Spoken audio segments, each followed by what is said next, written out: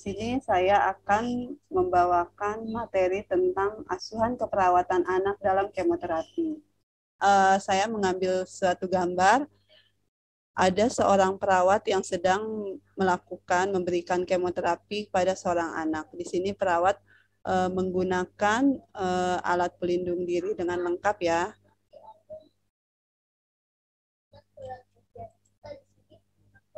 Outline presentasi pada hari ini terdiri dari pendahuluan, definisi, tujuan, dan efek samping kemoterapi. Asuhan keperawatan kemoterapi, pemberian kemoterapi yang aman pada anak.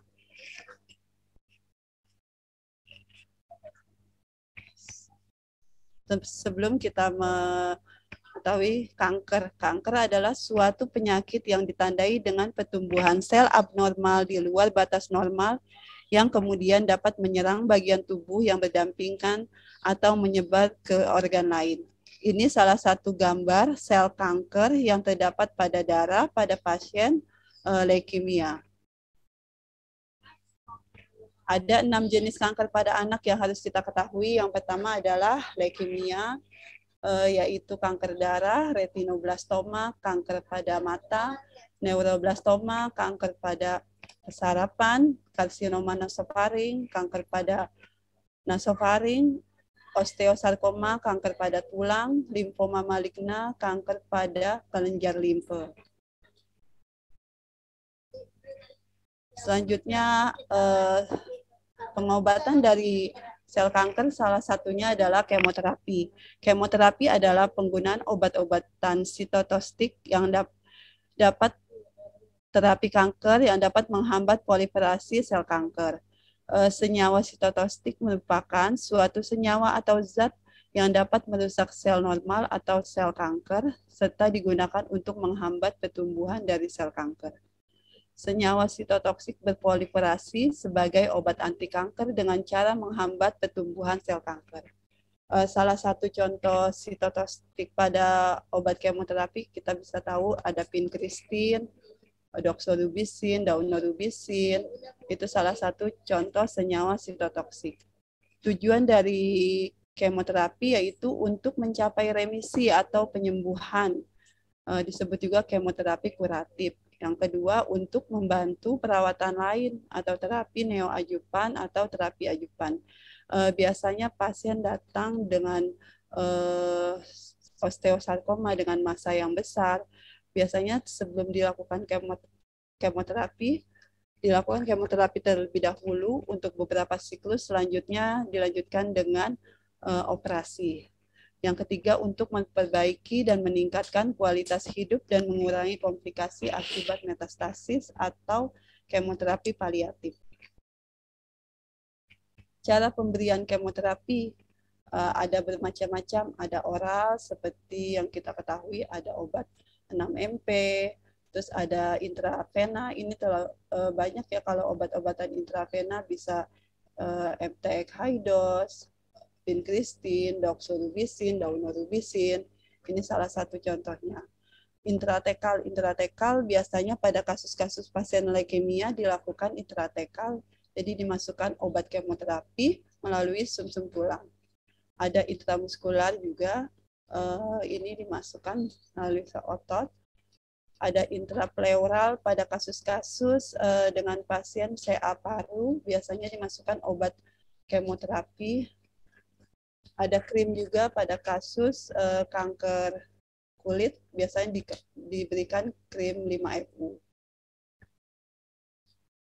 Efek samping, mungkin Bapak Ibu semua sudah tahu tentang efek samping kemoterapi, yaitu alopecia, mual muntah, mukositis, atau faringitis atau stomatitis, ada diare, pansitopeni, kelelahan atau fatigue, penurunan berat badan, serta toksisitas kulit.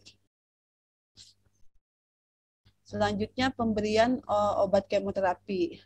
Yang pertama, kita harus double check dengan tujuh benar, lalu menggunakan APD dengan benar, digunakan teknik aseptik, menggunakan pengalas, periksa kepatenan pena untuk mencegah terjadinya ekstravasasi, Lalu memberikan premedikasi sesuai protokol. Biasanya premedikasinya berupa obat antiemetik.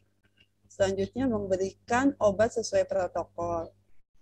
Biasanya kita sebelum memasukkan obat, cek kepatenan vena secara teratur. Lalu bilas dengan NaCl setiap pemberian obat. Lalu buang sampah ke tempat sampah khusus, lepaskan APD, cuci tangan, dan lakukan dokumentasi. Ini adalah salah satu gambar perawat sedang melakukan double check kepada keluarga pasien atau kepada ibu pasien. Ini perawat sedang melakukan pengecekan pada daerah penusukan sebelum dilakukan kemoterapi. Alat pelindung diri. Alat pelindung diri biasanya sebelum kemo kita menggunakan topi, kacamata, masker, baju pelindung, serta sarung tangan.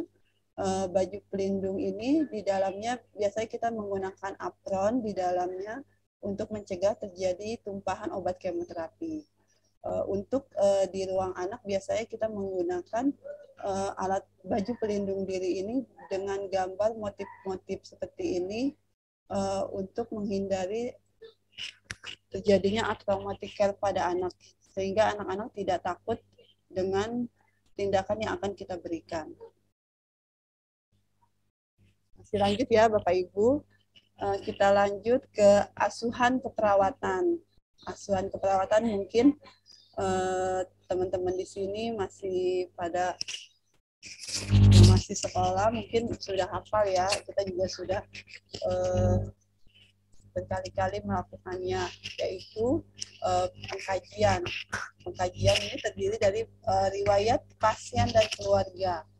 Di sini kita pengetahuan tentang jenis kanker dan stadium. Biasanya sebelumnya pasien dijelaskan tentang jenis kanker yang dia alami dan stadium berapa. Selanjutnya, pengobatan kanker sebelumnya, bagaimana perilaku pasien atau keluarga terhadap pengobatan, pengalaman efek samping, dan tingkat keparahan. Mungkin biasanya pasien-pasien atau ibu pasien bercerita tentang efek samping kemo sebelumnya. Selanjutnya, cara untuk meminimalkan efek samping, efektivitas untuk menurunkan insiden dan keparahan efek samping. Selanjutnya, diet dan asupan nutrisi. Lalu pengobatan alternatif dan komplementer apakah ada atau tidak. Selanjutnya pengetahuan tujuan dari pengobatan. Pengkajian fisik ini melalui fungsi sistem, bagaimana sistem fungsi hemopoietik, bagaimana dari rongga mulut dan kulit, bagaimana fungsi pernapasan, fungsi saluran cerna, fungsi neurologi, serta fungsi kardiovaskuler, fungsi perkemihan, dan fungsi reproduksi. Biasanya pasien-pasien sebelum dilakukan kemoterapi akan dikonsulkan dulu ke bagian gigi dan mulut, THT, dan kardiovaskuler untuk mengetahui apakah ada vokal infeksi di daerah tersebut. Untuk pengkajian psikososial, respon pasien dan keluarga terkait dengan pengetahuan tentang penyakit dan pengobatannya, misalnya pengalaman kemoterapi, support system, dan orang-orang terdekat. Kita juga harus melakukan pengkajian kemoterapi. Di sini saya tidak melampirkan. Biasanya di dalam pengkajian kemoterapi ada gambar tangan, di situ ada daerah yang dipasang infus di daerah sebelah mana. Jadi untuk menghindari terjadinya ekstravasasi yang akan timbul terjadi. Selanjutnya data penunjang lab yang harus kita perhatikan dari hasil HB, leukosit, trombosit, fungsi ginjal dan fungsi hatinya harus normal.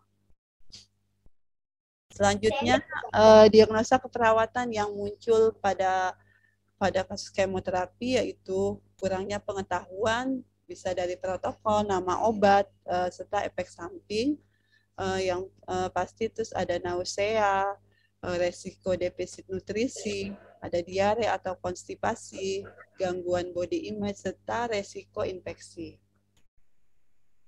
Perencanaan terdiri dari intervensi penanganan yang aman pada saat pemberian kemoterapi.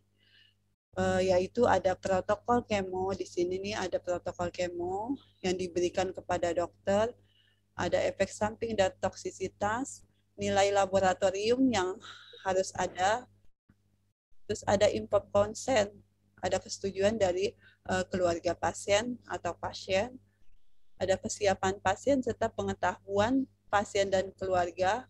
Yang terpenting adalah safe handling prosedur pada pemberian kemoterapi. Selanjutnya implementasi. Implementasi ini terdiri dari pemilihan area penusukan. Jadi penusukannya harus diperhatikan. Selanjutnya pemberian obat-obat premedikasi seperti obat antiemetik yang diberikan. Selanjutnya pemberian obat kemoterapi sesuai prosedur. Mengkaji tanda-tanda infiltrasi yang akan terjadi, melakukan plasing setiap pemberian obat, lalu melakukan dokumentasi pemberian area penusukan, pendidikan kesehatan, serta respon dari pasien tersebut.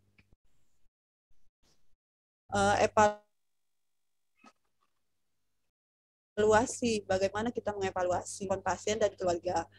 Sejauh ini kita melakukan edukasi ke keluarga pasien, yaitu menjelaskan protokol obat yang akan diberikan, jadwal, cara kontrol, serta pemeriksaan laboratorium. Selanjutnya menjelaskan dan melakukan secara mandiri dan meminimalkan komplikasi yang ada, mengetahui dan bertindak bila ada perubahan yang harus dilaporkan atau ditangani dengan segera. Selanjutnya menjaga area penusukan baik vena perifer, vena sentral, atau vena port. Ini salah satu ekstravasasi pada saat pemberian. Ini adalah ekstravasasi, ini salah satu contohnya ya.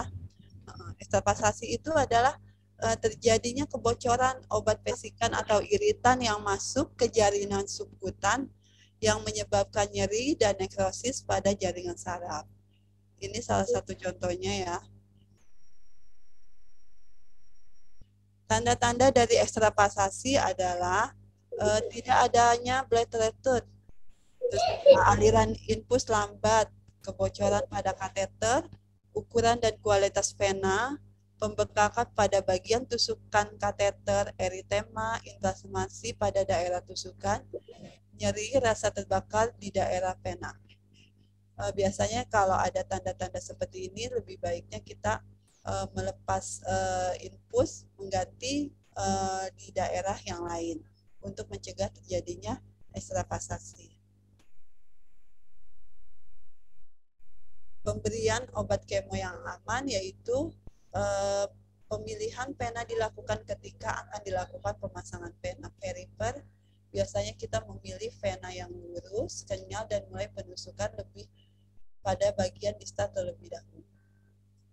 Tapi sebaiknya untuk kemo yang jangka panjang sangat dianjurkan untuk pemasangan PICC, peripheral insert central catheter seperti gambar ini ya Bapak Ibu.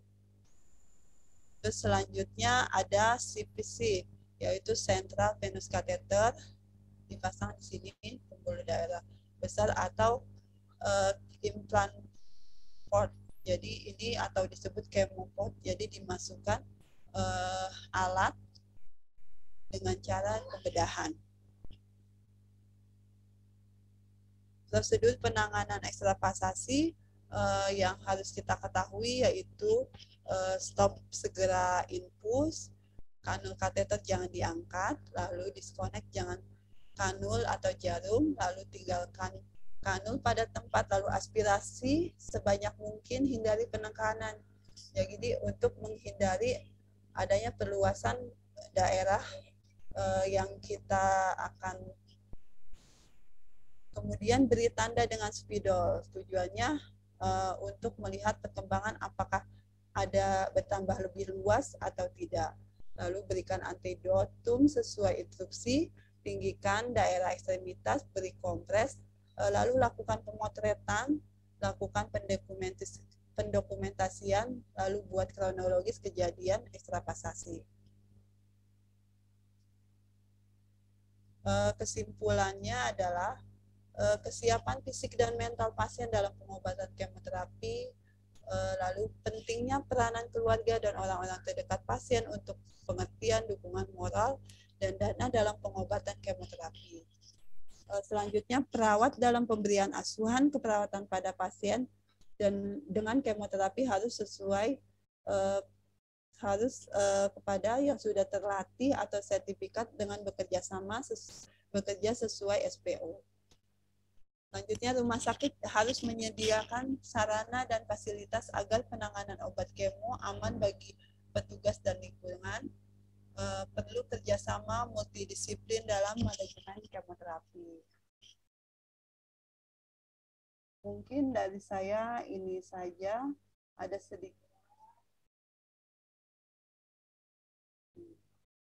sedikit kutipan dari saya. Hadapilah segala rintangan, jangan pernah hilang harapan, karena ketika kamu masih memiliki harapan, disitulah kamu memiliki masa depan. Demikianlah dari saya. Saya akhiri. Wassalamualaikum warahmatullahi wabarakatuh.